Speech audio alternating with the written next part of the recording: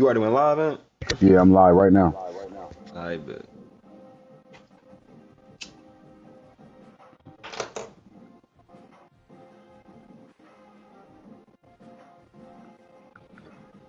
Big 10 Media Day.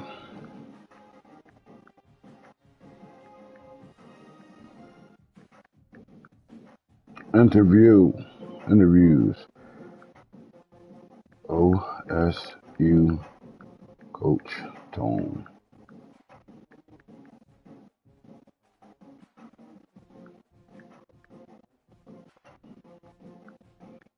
Tune and time. This fucking dog, man.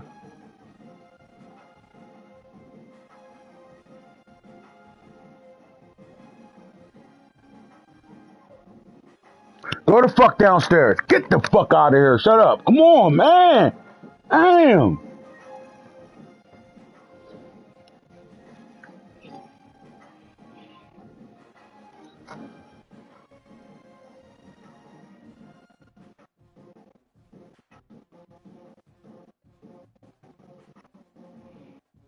Hit a high, hits low, pop your hits. Can't put shit on there.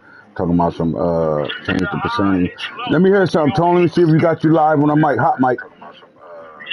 Yo, I wish you in the building, man. Back and I'm better. Yep. All right, we Gucci. Hitta. You.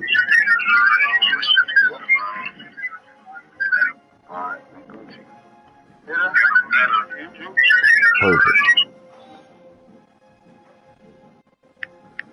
Go Buffs. Man, look, if you watching live, man, please hit the like button. Show some love. Hit that like button. Tune in. If you're from the league, please put your team's name in the comment section. And have a conversation with us today through we're bringing back the old but goodies. This is one of our best shows, the interviews. We're back to media day right now, man. And I requested a special interview with a special coach. And that's the Ohio State's Antonio Todd.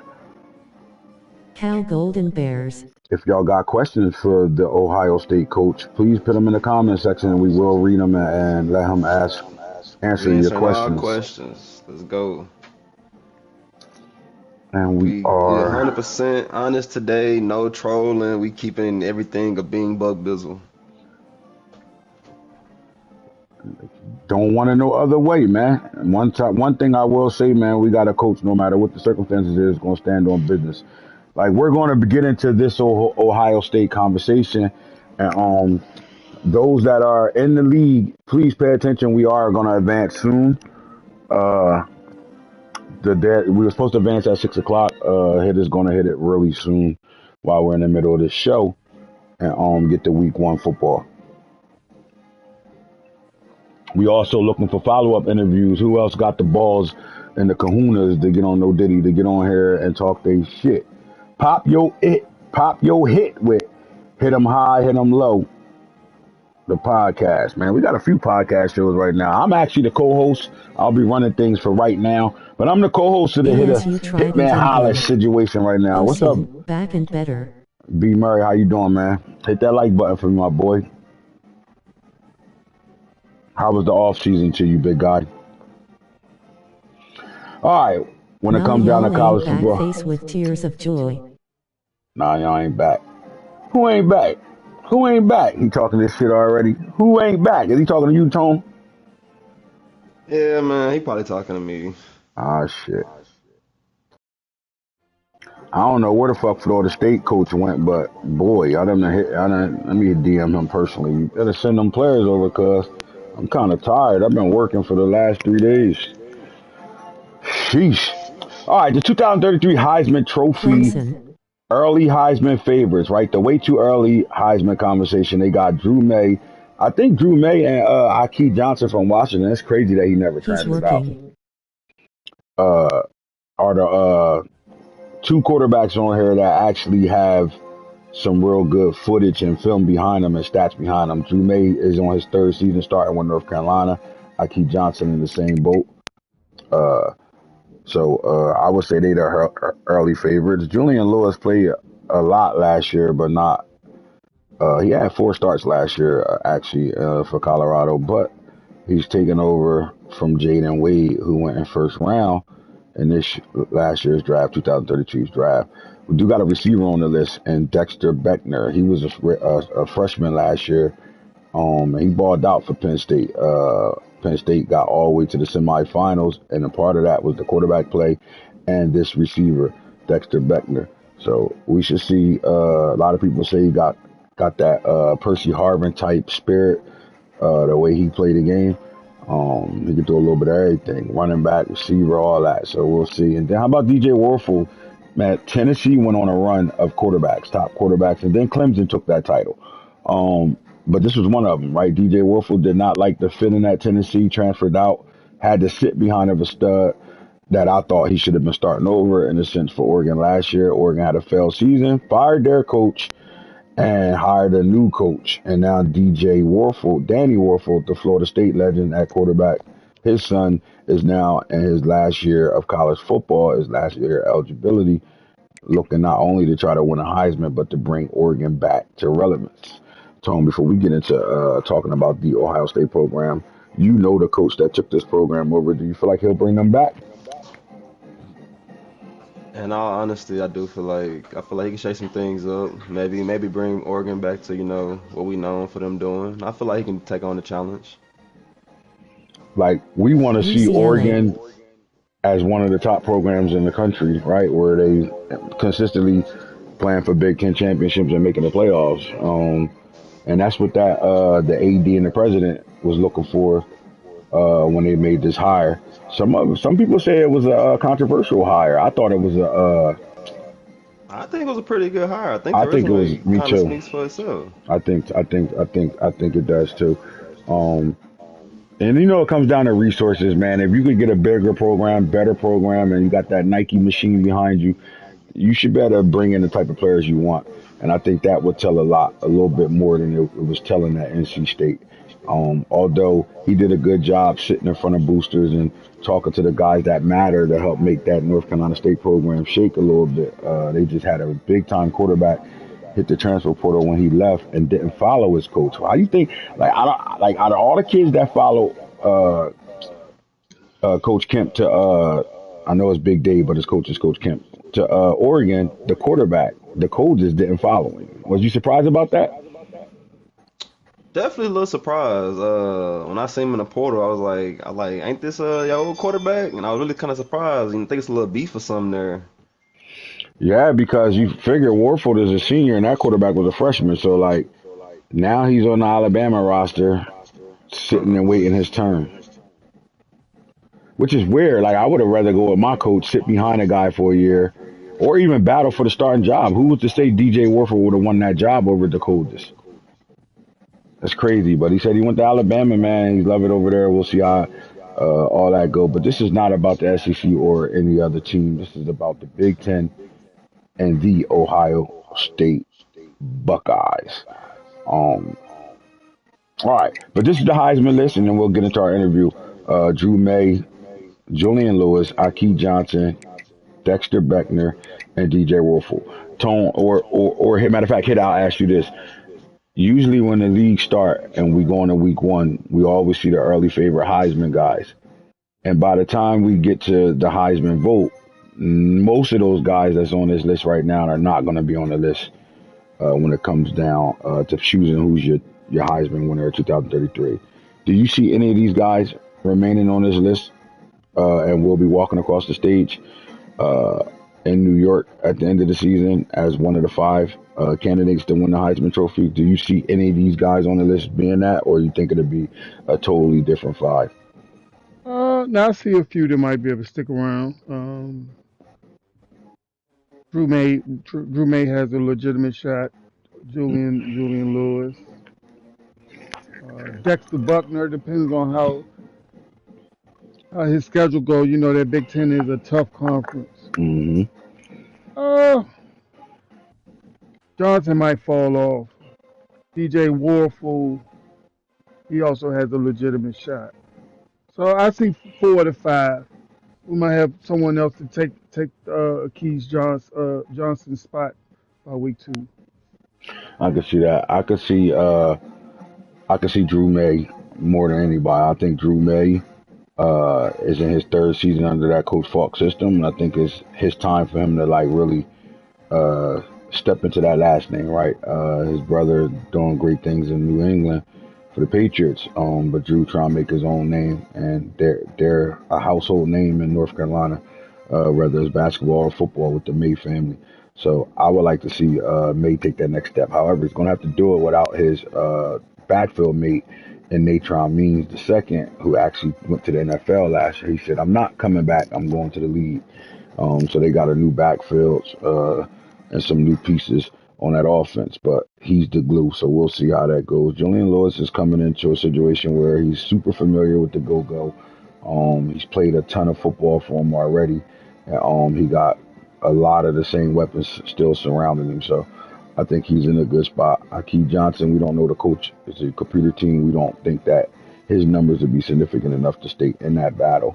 But Dexter Beckner, I do think like he had a great year last year. So, but who's throwing him the ball, right? There, I think their quarterback left for the NFL. So who's throwing him the ball over there in Penn State is going to matter. And I think with DJ Warford, although I think he's good enough to be in the Heisman conversation for right now, I don't see him being in it long because I just think that there's a lot of new pieces over there in Oregon and they got things to figure out.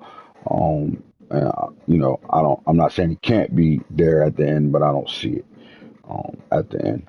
All right. So most of y'all that's watching right now, y'all know that our 6 o'clock deadline. I'm always late. We always on CP time, but we're going to advance the league.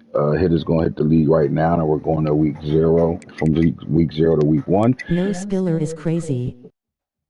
Spiller not there no more. LSU. Spiller not at Clemson no more. Is he just saying that? Man, hold on. There's no way. Yeah, I think he had left.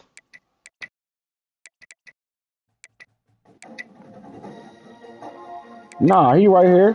KJ, oh, he's saying no Spiller on the list for the Heisman. I was gonna say, but you know his overall base. He ain't a No 99 Spiller right not in now. a Heisman. I was gonna say, I definitely think he gonna win it this year. He can, but if he was a 99 overall, he'd be on the list. It's all about overalls when they pick the All Americans and the first Heisman without playing the game. All right, so the league will advance now. While we getting into that, let's get over here to this Ohio State football program and talk to Coach Tone, man. Again, if you have a question for Coach Tone of the Ohio State program, please do me a favor and write your question in the comment section, and we will read it off. Me or Hitta will get to it and read it off if you got something you want to say to Coach Tone. All right. All right. We on Ohio State. We'll start at the quarterback play right now. All right. So first of all, let's talk. Right. Like let's congratulate the champion, 4-time champion, Coach Max, winning his 4th title uh, in the 2032 season. He beat Colorado in the Natty by 3. Colorado got some questions to answer as well, man. 0-3 in national title games. A 3-point loss, a 3-point loss, and a 7-point loss in title games. At least you getting there. At Man, least y'all can see the dance. with that being said, I do respect that. But at some point, you start getting judged a little higher, right? Like it's one thing to get Definitely. there, but to keep losing them motherfuckers, like you could lose your job behind that type of shit. Like 100%. you can't get over it, right? Can't get over that hump, man. So let's talk to you about last season, right? You came into Damn, he last got season. my SS session. Huh? And coming into last season, when we was at this point last year, me and you text each other and we kicked it on some meet each other there. Um, and then we followed up with each other when the playoffs started on some bet meet each other there. Um, and I start the conversation off with that because that was the mindset of the 2032 season.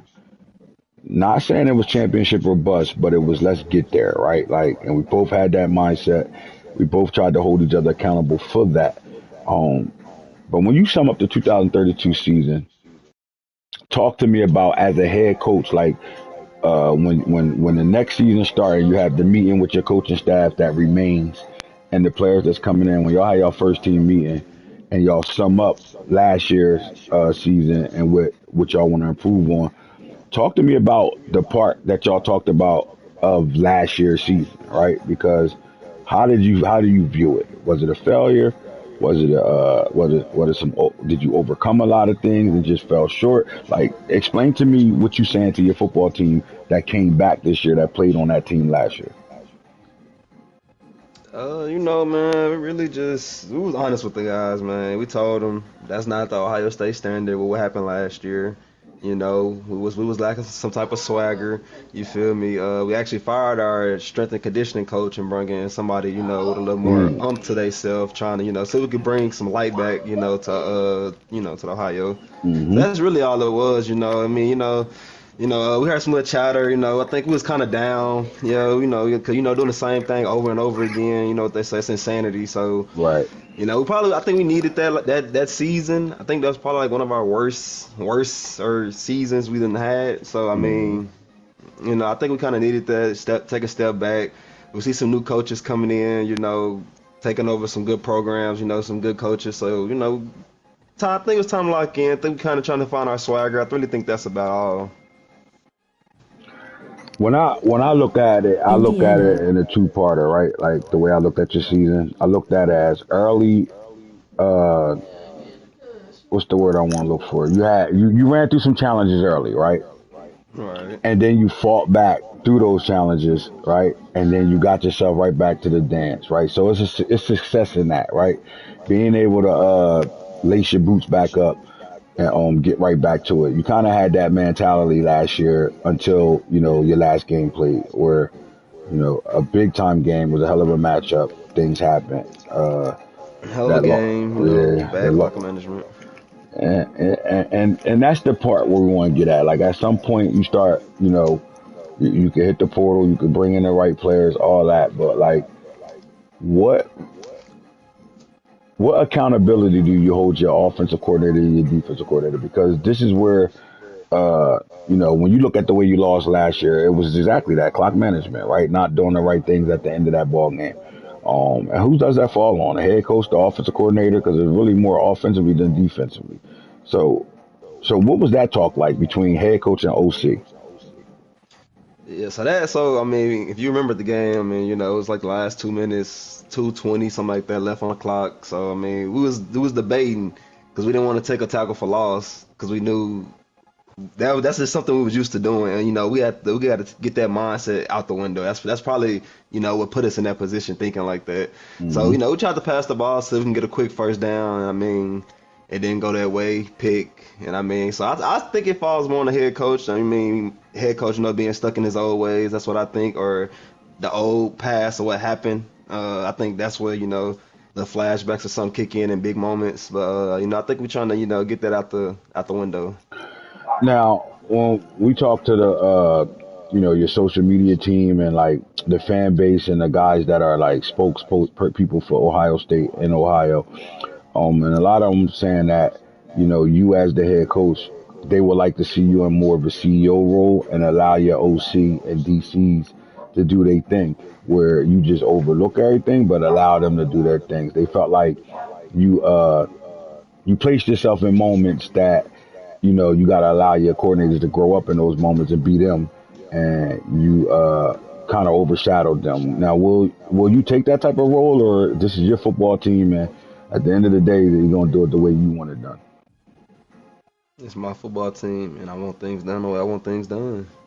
Okay, so with that being said, how much accountability is on the coordinators, right? Like offensively and defensively. Is it a strategy change? Is it some things that you saw all over the summer while you worked your team out and with the new strength and condition coach, they got bigger, they got stronger, faster.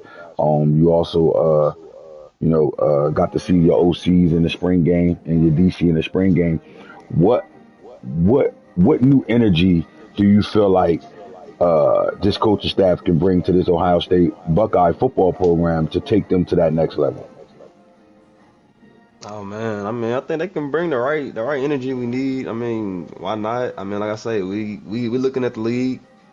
You either gonna fall behind or you gonna keep going forward. So I mean, we trying to keep going forward if we can, keep up with the league. I feel like they see what's going on, they see the change. Everybody trying to adapt the go-go offense, as you can see. So I think it's a little spark there. That's trying to bring my coaches in that way, and yeah, they give us a spark. And like I say, I think it's gonna be a season for the books, man, for the league as a whole. And look, you brought it up, but I was great to go there, right? Like you saw Oklahoma go with Joe Brady from the 2019 LSU championship team. They went with his system, and even within that, they did a little bit of the go go. But you also saw Colorado with the Brendan Marion hire, go go go go go. Um, and you're bringing your guys back, right? Your OC and DC is back, right? Yes, sir. All right. So with that being said, how much of a scheme change will y'all adapt, or is it business as usual? It's more so business as usual. Like you said, between the head coach and the OC, we sat down, drank a couple beers, man, talked it out. And I mean, I think we kind of right there on that little sweet spot, both ways, no Diddy or anything, No, did but it? just, like we right there. I think we kind of both come into, you know, the midpoint. We both can agree on certain things that like if I need to sit back in certain moments, I think I can do that and let my OC do what he need to do, what I'm paying him to do. Right, right. And programs bring in OCs and DCs, and schemes change and schematics change, but their identity don't, right? So the question that the fan base got for you is what is Ohio State's identity on both sides of the ball? Let's go offense first, then defense. What's the identity? The identity is, mm, that's a good question. I mean, it's a new season, because we know we're not doing the same thing we've been doing. That's one of our key things going forward. So I mean, we ain't played the game yet, but I mean, I think I want our identity to be more pro style football. More Hmm. more like the Patriots. That's why I want to mimic our game after if we can. Got you.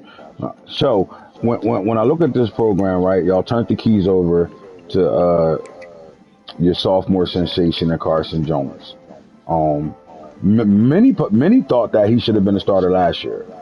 Uh, how was you able to keep him focused and keeping everything in front of him and not listening to the outside noise of going to the portal for not being the starter when most people thought he should have been a starter? How was you able to keep him focused? Oh, I mean, just keep it honest with him, man. I mean, the keys is yours. This is your kingdom next season. We just we playing a senior because he's a senior. Get him his Hmm. last little. I think he went third round last year, so we went too high on him. I mean, we was just honest with the guy. No doubt, no doubt. Now he had an outstanding spring game, and he did it not just through the air. He also did it with his legs. Although the quarterbacks are, yellow shirts and safe, but he was explosive in some of his runs that he took off with. How much of him being 6'6", 222, and a dual threat with the speed that he has and the physicality he brings in. Um, and then you add that to what you have in the backfield. You got a physical backfield right now, right? Eddie George's son is in his backfield. Zeke Elliott's son is in his backfield.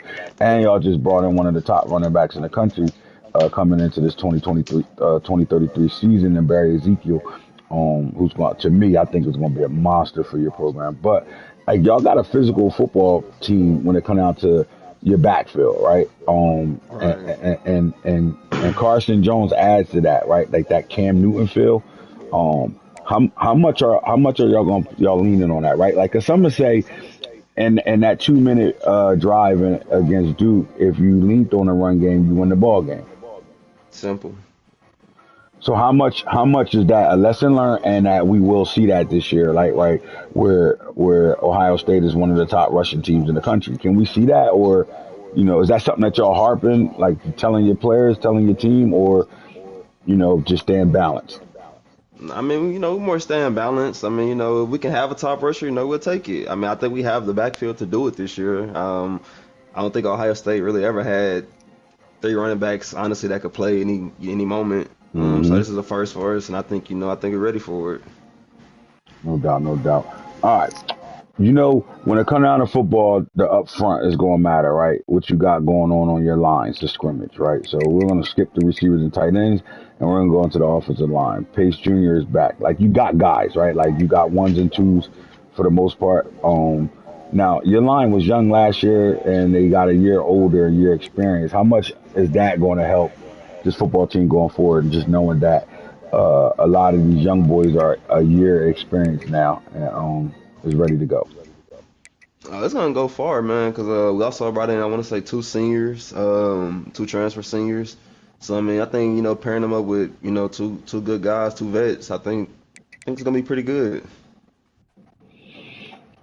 This offense to me can be explosive as hell, right? And then you still got guys sitting on 90 points. You start to look like us over here. Yeah, man.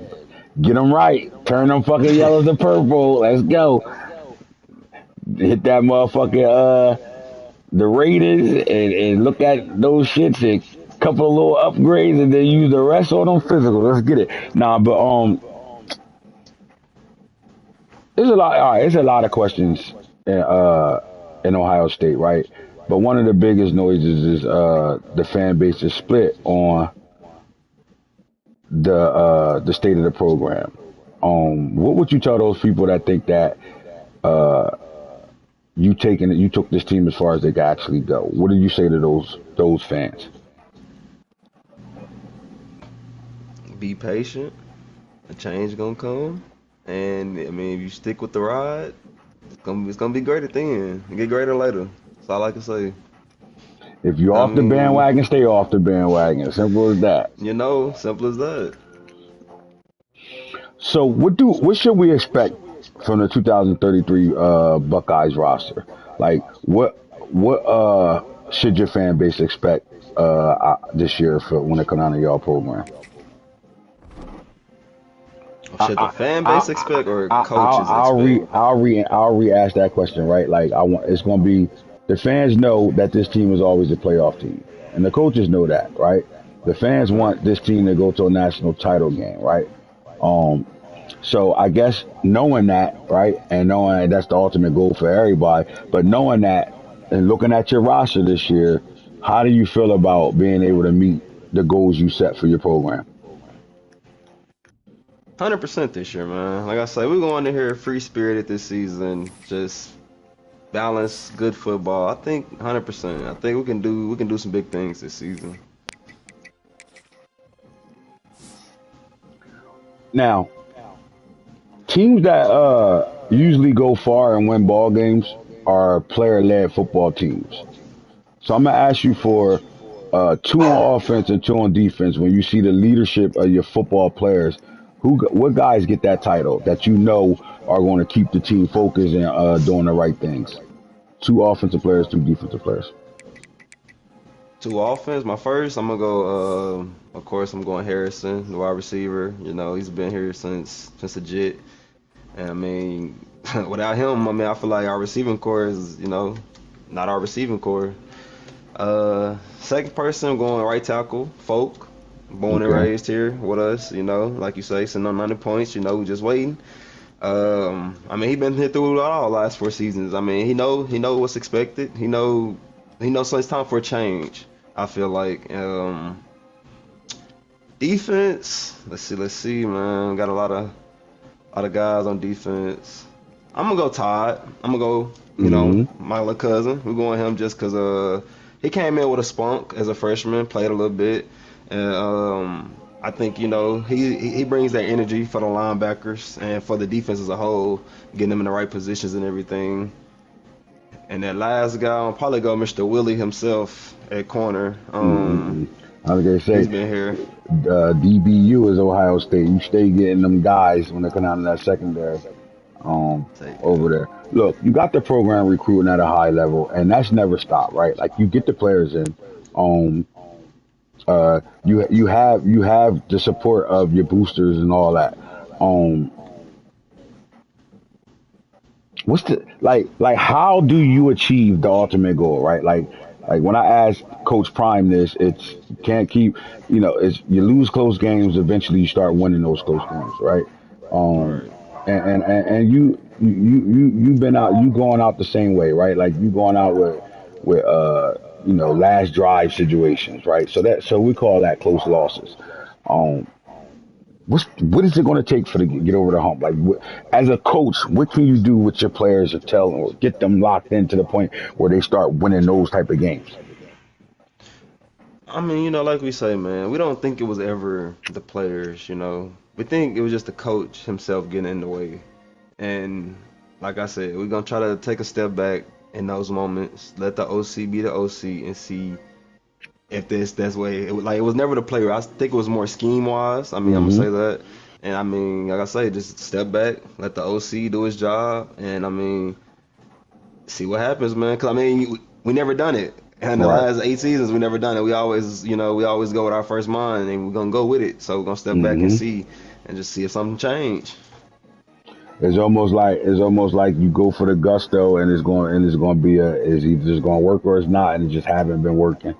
So right, and on the flip side, definition of insanity is doing the same thing over and over and over again, thinking you're gonna get different results, right? So I think you are speaking the right language right now. Like allow your OC, like in that moment, is your OC telling you, Coach, let's just take the air out of the ball right now, and you like we get this first down and game over, right? Like Right. that decision making right there uh, is the Because if difference we don't between a even winner get or the first loss. down, I mean, we still get another chance, another drive, do Hmm. something, 2 minute warning, still give ourselves, more leeway. Hmm. When I look at your schedule for 2033, you're favored in a lot of these ball games, right? Um, you're favored in a lot of these ball games. So when I ask you the question as I go down through your schedule, do you think the game makers will schedule you favored to go into LSU and win that game, or do you think that's a game that they will have LSU favored because they're home? I honestly feel like they would have LSU favored, just because, Death Valley. Now, Hitta, let me ask you this question: is Ohio State? Would you favor Ohio State to go on the road and beat LSU week one, or would you have LSU winning that game? I say Ohio State winning that game. Yeah, I would have Ohio State winning that game as well. Although I do know playing in Death Valley could be, make a difference in that ball game. And if Coach Albert show up with his football team, they can win the ball game. But I would say you're favored in that game. How about I've week seen two? Albert play, Yeah, and hey, Albert, he spanked me, like so. I he know, locked like it ain't in, like yeah. yeah. Now week two, Texas A&M favored to win that game. I would say so. Unranked Texas A&M coming to Ohio State for sure. And you're not even in the SEC, but when it comes down to this Tennessee logo, once they're on your schedule, it becomes dog fight war. Like y'all can't stand each other. Y'all are almost like a little rival outside of the Big 10, outside Yeah, of it's the all SEC. hell. And this game is on the road this year to be home next year. But uh, how do you like? Would you hit her? Would you call him favorable in this game, or would you say that's more of a toss up? That's definitely Tennessee. Mm-hmm. It's going to be a tough matchup. It's a 3:30 game in Tennessee, and we know Tennessee fan base is one of the best in the nation. Mm-hmm. Um, it's gonna be a tough battle. You got the Big Ten versus SEC. That's always a big matchup. Yep. I agree. I think this is more of a toss-up game. But I'm talking about this schedule because uh, we're talking about favorable versus not favorable. And then once you get out of that, you start playing Big 10 football. We know week four is that should be a dog walk. But then you come off the week five bye and you got Nebraska at home. Then you travel to Oregon. You come back home versus Michigan State. You got USC at home, Purdue at home, and then you're on a roll for your last three games against Rutgers, Northwestern, and Michigan. So when you look at your schedule, Tone, what's the point of the schedule where you gotta get through? Would you say the beginning of it, right? Like would you say like the first 6 or 7 games? I would say yeah, at the beginning of it. It seemed like the beginning almost kind of every year. When it comes down to Big 10 play, you got Nebraska who ranked 16, USC who's ranked 7. You still ain't getting bed yet, right? You know that medicine is you gotta relax, okay? All right, baby, love you. All right. I think you'll be favored in the majority of these games in the Big Ten, right? So I would say your out of conference schedule is the SEC right now. Get through that unscathed, and you get in the conference play. You're in a good situation right now. Obviously, every coach is going to take it game by game, but when you look at your schedule, do you feel like this is the type of schedule that can get you right back to the Big Ten championship? Yes, if I play my cards right. I mean, no, if I'm not, if I ain't careful enough. I mean, because I mean, like you say, I might be favoring a lot of these Big Ten games, but I mean, just I also haven't played a lot of these coaches with these teams yet. I mean, so I mean, it's always like you say, it can go either way, but for the most part, yes. I say, I mean, you locking in early, right? Like you locking in early, you're gonna play playoff football right away, right? And then because you got to play playoff football right away, you should stay playing playoff football through every game. That means tightening up with coaching, decision making, all those things. Like, cause to me, when I look at you as the Ohio State coach, it comes down to decision making, and it ain't the players, it ain't the Jimmys and Joes. It's the putting them in the right No. spot, right situations, the right places to do the right things. And I think that's the tune up you're gonna get, right? Like this is a schedule that you could tune all that up getting into it. So when you look at the overall of 2033 from week one right now all the way to that big matchup against Michigan, um, a successful season, not don't talk about playoffs, just the regular season schedule. What will be a successful season for Ohio State? I would say finally going undefeated, honestly. I mean, we've had one loss, we have two losses, and we had three losses. I would say going undefeated at this point.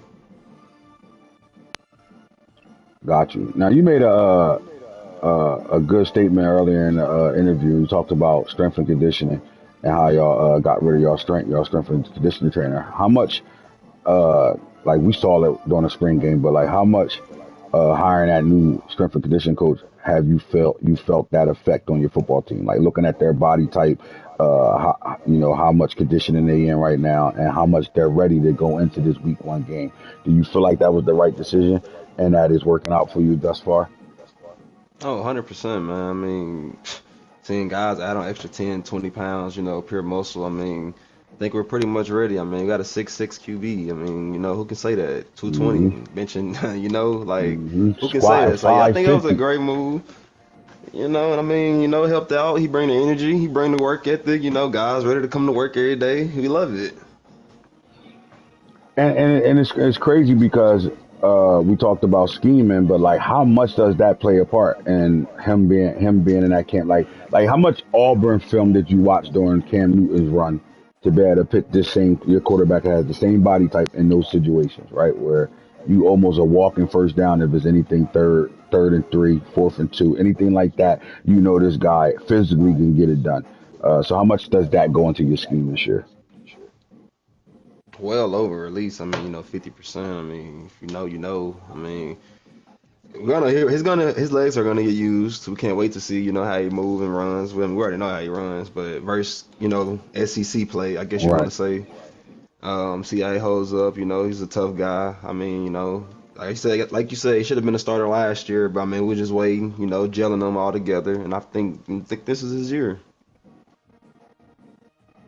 His favorite target is Jet Harrison right now, man. Them guys are roommates, and they've been getting them work like late night, one in the morning sessions where he get the entire receiver room and running back room out on the field and doing player led practices and stuff. How much of that helped him catch up to where y'all what y'all trying to do offensively, scheme wise, and everything? Like just getting that extra work in with the guys. Like do you see that in practice that them working together the way they are? Oh yeah, man, totally. Just all these guys, not even just going off the names or anything, but I mean, yeah, the jail was just crazy. Like you say, roommates, but they've been roommates since last year. I mean, because Hmm. I mean, he was in the offense last year, learning. I mean, he put up great numbers. Touchdown to interception ratio was pretty good. So yeah, I mean, we seen it. We seen the vision. Your top four receivers is guys, right? They've been guys and they've been playing together no matter who the quarterback was for a couple seasons right now, man. How much that experience is going to lead you into this 2033 season? A lot. I mean, because I think these guys know, like we're just not gonna be an air raid team. It's just not gonna be pass, pass, pass all the time now. Like they know, when it's time to be a pass team, go get theirs. When it's not, hold a block or two, see what we can do. Hmm. And players like playing for each other, right? Like that type of stuff, being receivers and blocking in a run game and things like that. You was real adamant about that. Off air when we talked, you talked about your teammates holding other teammates accountable. On right now, like y'all haven't had anybody come to practice late. The discipline has been on an all time high. Uh, do you feel like this team is focused differently this year? I believe so. With all the transfers that came in, and because I want to say all the transfers that came in were mostly seniors. And I think guys are really locking in, understanding culture, and ready for it. I mean, you got guys that have superstar potential at every position, whether it's the one or the two. When you start looking at it, but I think, my opinion, I like the fact that the line grew up together, and then you brought in some guys that had super experience right now. That jail process is going to matter going forward. But on the defensive side of the ball, when you look at your DC, some could say that the guy has been one of the best DCs in the country. Um, and there's really not too much more he can do step wise, right? Like it's just make the plays and offense and defense gel Put it in together. your offensive hands. Right, right. So but who's the guy that you on defense that you looking to have a breakout season? Not a guy that's been balling already. Somebody that's he maybe came through the transfer portal, or might be a guy that's been on the roster and you think they're gonna have a year this year. Who would that be, and what position would it be? Let me see. Maybe You gotta change this guy name to your I got you. Toby and name. I'll change it. I'll give you one of your guys, your real life guys. I want to say him. That's one of the guys I'm most excited about. Honestly, I would say he's gonna have a breakout season for us, at least. Yeah, he came off a loaded defensive line in Colorado. He transferred in from North Dakota State. Um, this is a big pickup right here for you, like a really big pickup actually. Um, Damn, I didn't even know you went through you. You lucky because I dropped. Oh, I was trying to drop every fucking guy in the portal, bro. Niggas is blowing my shit. Oh my god. But I like Lemon, right? Kai Lemon, 6'5", 355, right? Like, and then he's not a big guy that's just a plug and play. Like he's athletic. He can chase the quarterback down. He had 13 QB hurries from the D tackle last year.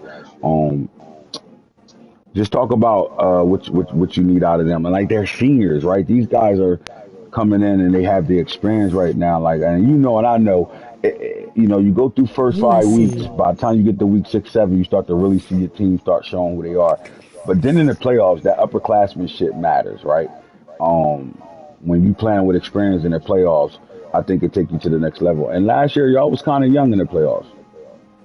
Um, so again, talk to me about the experience, and right, not only Clemson, can you seemed play? like you hit the portal, right, and you had a strategy. You wanted veterans to come out of that portal, and you did a good job of that right now. So how do you fuse that together and get these guys to gel with each other and understand the culture of Coach Todd's culture at Ohio State and how they gonna fit into that?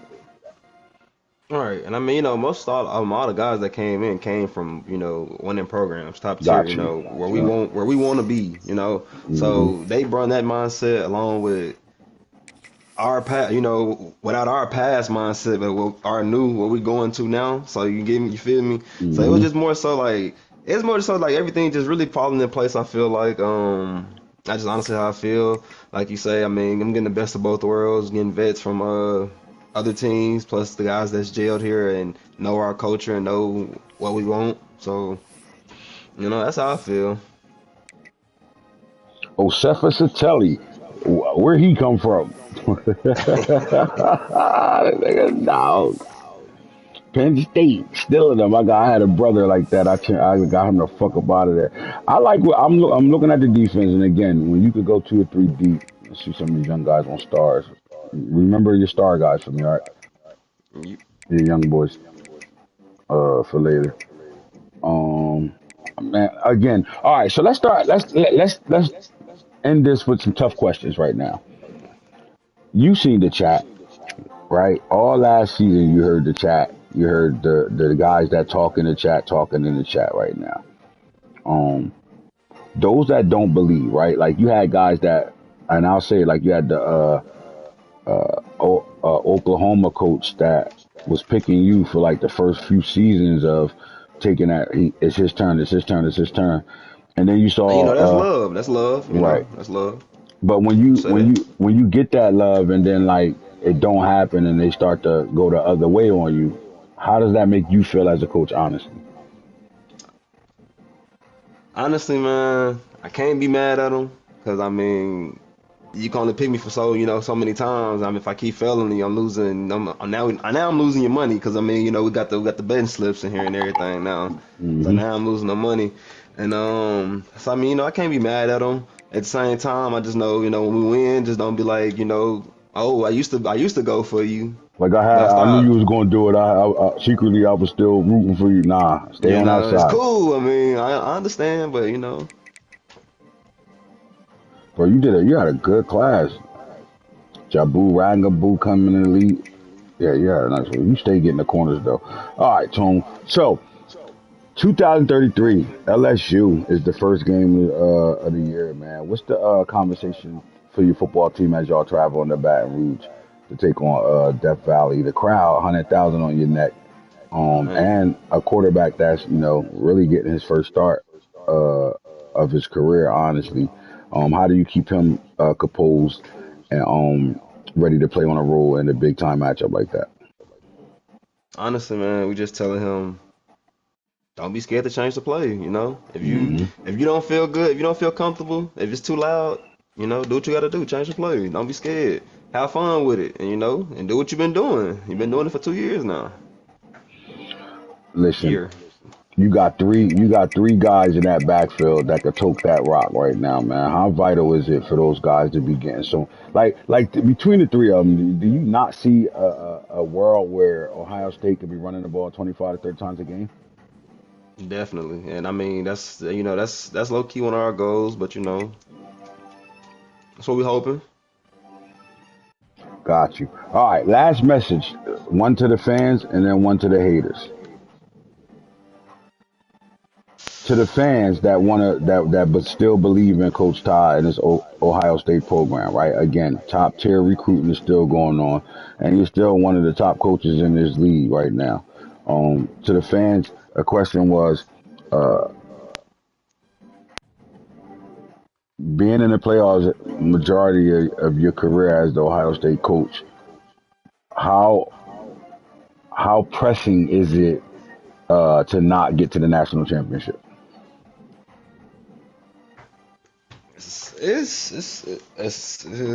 Let me think. Let me think. Let me think. I mean, it's pressing, because I mean, people want to see you more than just make the playoffs. I mean, of course they want to see us go to a natty, host a trophy, bring a party back to Ohio. Of course they want to see that. So I would say it's pretty pressing. I mean, that's definitely our number one goal still and always. At least still get to the natty and play in it, and hopefully we can get one. I like that. All right, and to your hater, To the haters, man, it's just like I said, stay where you at. That's all I can say. Honestly, just stay where you at. Because when we rolling, we rolling. We pull out a couple games. Just know we on the all right, way. we got a guy named Eda D on motherfucking Twitter saying that Ohio State's program is a blue blood program and consistently making the playoffs isn't good enough. He shouldn't have that team. What do you have to say to a person like that? Check the resume. I mean, we done did it before with other teams, smaller programs, different teams. I mean, we've been here before. I understand, we're blue blood and all that, but I mean, Hey, I mean, we lose to some good users, but I know that's not an excuse. We ain't using that as an excuse, but I mean, same time, like we say, we come with a different mindset this year, man. We Nah, just, but that you can use that though, because most of the guys that will have something to say won't beat the guys that you actually losing to in those close games, not to get to the national championship. I mean, you can say that, but like, I mean, we ain't thinking like that no more. You know, it's like really no excuse type shit. You know what I Hmm. mean? We're just gonna be honest with you. Like, can't even use it as an excuse anymore. But All I right. do know if Mr. I Eat a Dick was to get any other team, That's my nigga. I knew it. Come on. Mr. I eat a dick, you bitch ass nigga. Oh my God. Go ahead. Go ahead. I'm listening. My bad, bro. Kill that nah, nigga. Yes, I'm sir. just, Fuck out of here. We'll be sending oh messages. He shit, shouldn't have that team. What the fuck? Yo, get out of I'm here. just playing. Nah, fuck that. You want me talking shit? This is keeping it. You said you was getting on here, keeping it real. Let's get it real. It ain't trolling or nothing. That's hold up. Get off my you know what, motherfucker. Like, damn. Mm-mm-mm. Yeah, mind your business. Because would you better do what I did with it? Like, it ain't everybody can't do that. Be in the playoffs consistently, playing in the semifinals and the quarterfinals every year. Everybody can't say that, bro. So, and it's not like you haven't had pressing schedules, right? Like, it's not like you've been playing the doze of the doze. You know what I'm saying? Like, even in the regular season, whether it's playoffs or not, regular season. Like, shit, Oh I yeah, for can't even sure. I say was that. seeing them Look, Bama Max every I year for can't sure. even say that. I ain't, you know what I mean? I be playing the toughest schedules in the regular season, all crazy. Like, so, I'll be a fool to be like, he not doing this and that. You know what I'm saying? Like it's levels. And at the end of the day, you ain't ducking no smoke and you handling the business. But I think you wouldn't be sincere with everybody that's watching right now saying that, you know, I don't think you should be disappointed, but I think you should expect more, right? Like, is that a fair assessment? It's an okay assessment. I mean, All right, so speak on that. Why is it just okay? because I mean, like you say, I mean, I'm playing them in regular season. I'm playing them so early that I get relaxed throughout the season, and then playoff time come, I ain't really locked in no more. Like I'm gonna be honest with y'all, I don't be locked in. So I just gotta stay locked in, playoff football all the way through the whole season, and Hmm. then you feel me. Then we can see how things go. But I mean, yeah, that's really what it was, honestly. So a locked in tone from week one to the playoffs. Are we getting the team that we expect to get, the coach that we expect to get? Like, is this 100%. like is enough? Is this the season where it's like, all right, all that lackadaisical shit? Because we had conversations where the Big 10 wasn't strong enough, so playing the guys in there didn't prepare you for the guys outside of it. All that stuff has changed around you, right? Penn State has gotten better. Right. UCLA has just gotten better, like roster wise. They already been playing pretty good football. USC got better, right? USC always give me a run for my Right. money. And we about to see what Indiana about to look like with little T over there, little timeout. So Nebraska's active now, right? Michigan has Rob over there, right? Like it's not a sneeze anymore. Like, so it's really football being played. So a locked in coach tone can change things. Listen, I'm gonna just give you this. When you was in 25, when you had Arizona, you won how you were supposed to win, right? When you won games, you won how you were supposed to. If you needed to give us 40 carries, you did it. If you had to throw the ball all game, you did it, right? But you didn't make bad decisions as much, I think, as you get comfortable making with Ohio State right now, right? Like, and again, I think it's because of uh, me personally. This is my opinion. I think you didn't respect the Big 10, so like it was just like you almost looked Right. at niggas like they were CPU games and shit, like, and it caught up to you when you needed to be that way. So now that the Big 10 has changed, the landscape of it has changed. The league has gotten a little better with users in it. How much of a focus is that, right? For Ohio State to come in year one and take Penn State to the Penn State come in year one and go right to the Big 10 championship. Not just that, played in the semifinals and lost to the eventual champion of the 2032 season. Like, how much is that a motivation and to better? Oh, it was a lot. I mean, definitely, put a light on the Big 10 as well. Let me know that, like, we ain't just two team deep or anything. You know, we go much deeper than that. No Diddy, no Hmm. Diddy. My bad. That's kind of crazy. Yeah, that is kind of But much deeper than that, though, cuz. Oh my hey, God. that's a little crazy. My bad, That shit y'all. low key crazy. Oh my But God. y'all get what Hey, I'm saying yo. though. Hey, yo. That was baby oil uh, crazy. Oh my God. but But go yeah, ahead, the man. It's floor just yours. yeah, just let us know that we the Big 10 is on the upcoming. I like it. Put a spotlight on us. Let us know we need to get back on our shit. Simple as that. And yeah. See how it goes. See if we can get three teams in the playoffs every season They got or y'all something like number that. 6. Let's take a look at that. They got y'all ranked number 6 in the country coming into 2033. That says a lot, right? They got you as a top 10 team right away. Um, that again, that explains a lot right now. Why do you think the decision makers feel like y'all are a top 10 football team? Tell me why Ohio State should be a top 10 football team this year. I'm gonna go solely based off how many seniors we got. I think we got a lot of seniors, ones and twos that can play, and I think that's probably why they ranking us so high. Strongly off our For seniors. I'm looking at Great amount of 5. seniors. Y'all got 5 teams from the Big 10 ranked in the top 25. 5 teams in the top 25. Yes, Yep. sir. And you're the highest ranked Big 10 team right now with Penn State at 9. Second. And no, with USC at 7, and you sitting at 6 right now.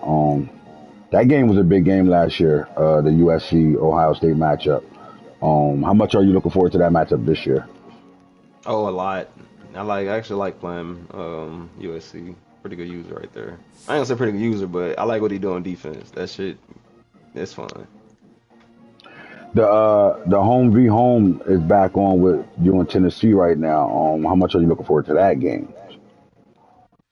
Oh, 100%. Cause if I pull that out, I'm finna learn how to make them little Michael Jordan moves, and I'm finna try to make out of them bitches. Wait a minute. Cause that shit be funny, Fuck the and I'm finna Michael troll over Jordan. What this he whole say it shit. is? Me He what? said he gonna pull it out. That's This what he nigga on said. baby oil timing right now tonight. Oh my God! He said if I pull that out, if you pull it out, oh Oh my Pull that God out. It's damn, gonna get dark it's real gonna get quick. man, dark. Oh my God, sheesh. He that's over here crazy. baby oil down. Come on, cuz. No pause That's or nothing, crazy. man. Damn. Yo, Georgia is playing right now. They are not playing. Niggas is locked in. Ain't no slowing down right now, though, man. Uh, LSU, where you at? yeah, man. All right, look, man. That was our media day conversation with Coach Tone, man. I appreciate it, man. We had one point I saw 21 viewers watching, so people tuned in to see the media day interview. I appreciate you for popping that bitch off and popping your hit Waiting with us. on you, my bid. Um, Albert said he waiting on you. My bad. Oh All right, Joy shit. so asterisk. as we get those games locked up, we will get back to the hits history lesson with Hits and J podcast to start talking about the entire league right now. But with that being said, we are in week 1, season 2033, man. Good luck to all y'all that's playing, and can't wait to see how this season plays itself out. With that being said, man, I'm Ant Hits. Hit it on the wheels. We already do what we do. And Coach Tone with the first interview, man. We're gone. Holla at Yeah. us.